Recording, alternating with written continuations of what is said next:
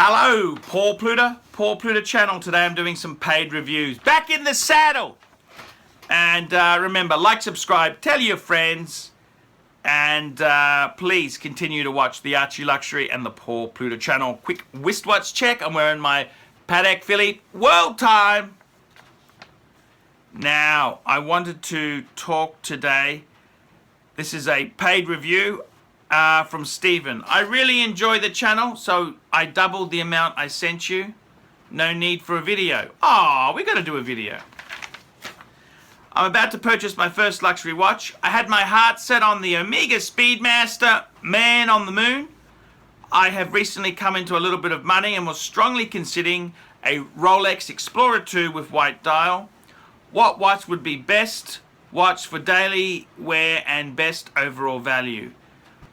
Where would you suggest I purchase online? Thanks for the information. Keep up the work. P.S. My brother would have loved your channel.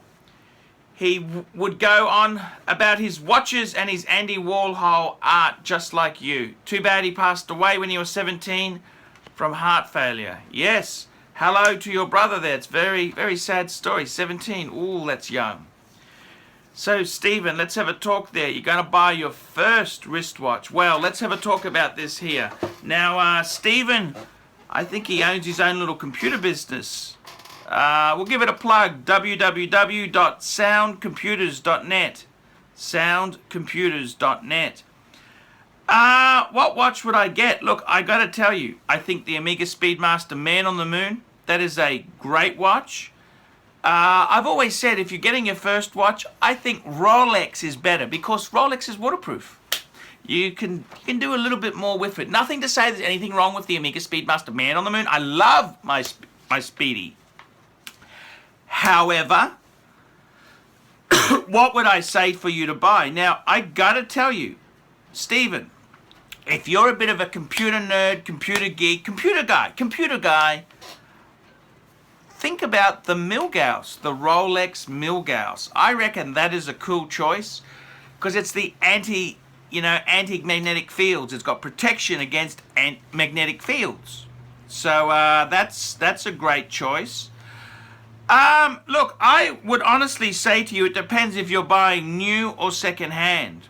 You didn't quite mention whether you wanted to buy new or second-hand. If you're buying new, I wouldn't buy the Rolex Explorer 2 white dial new because it's hard to sell on the used market. It doesn't hold its value and it's priced similarly to a GMT. If you're buying new, if you're going into a Rolex boutique, you're buying a new baby, I would be saying to you, Batman, Rolex GMT Batman, a Rolex sub, that's what I would be buying.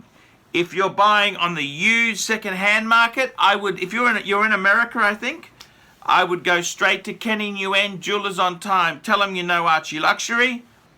Archie sent you. He'll give you a special price. He will look after you. He will really look after you. So that's what I would say. I would say for someone who wants their first watch, my criteria for your first watch, it must be steel.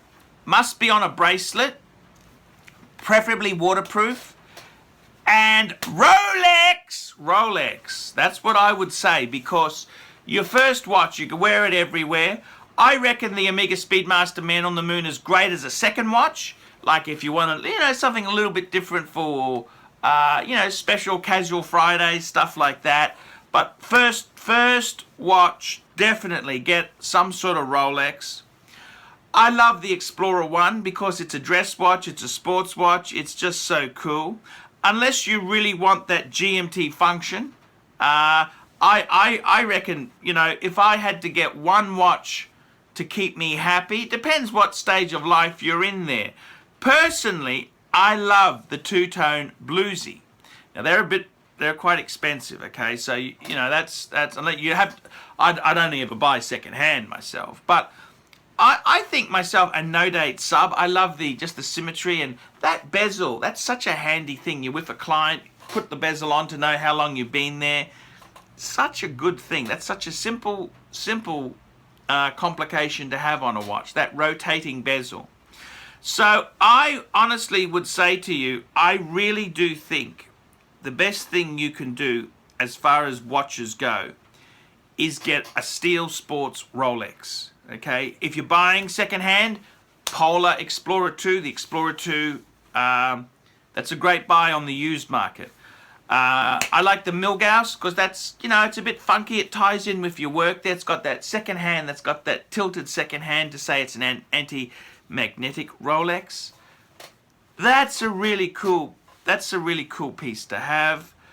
I would really say to you, look, buy what you love. You got to buy something that you love. Don't look at churning and burning. The watch market is very, very hard at the moment. So I think it's very important you make the right choice because it can be hard to churn these over. But going Steel Sports Rolex, you really wouldn't have much of a problem. So my advice to you, it depends if you're buying new or second hand. If you want your first watch, if you're buying new, I would say, what would I buy new from a Rolex store?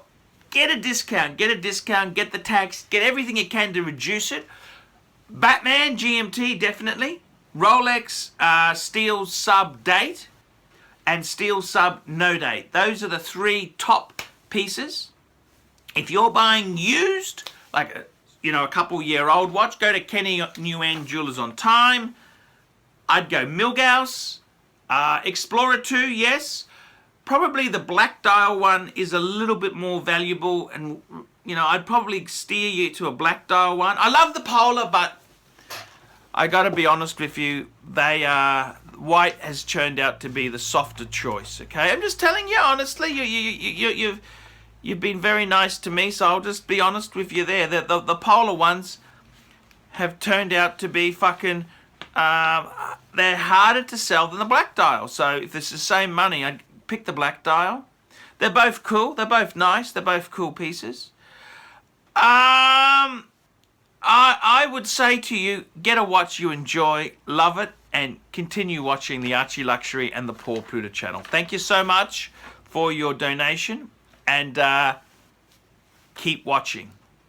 Remember, like, subscribe, tell your friends, and keep me full-time on YouTube. Look in the description for 10 ways you can keep me on YouTube.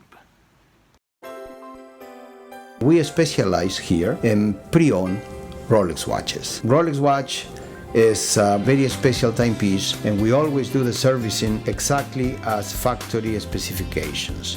We buy a pre-owned piece and we put it into brand new condition. We have Rolex certified technicians working on that. We completely disassemble the piece. We adjust and polish and change every single part of the watch. You have to have certified watchmakers that know what they're doing. If you have an expensive car, you're just not going to bring it to any mechanic that doesn't know what they're doing. You spend $5,000, it's like if you put money in the safe deposit box. And 1 or 2 years from now, you will keep having your $5,000. We have to spend a lot of money to get all this equipment together, but makes me feel I'm doing what I'm supposed to do. It's not a question of money, it's my passion. Jewelers on Time, simply the best.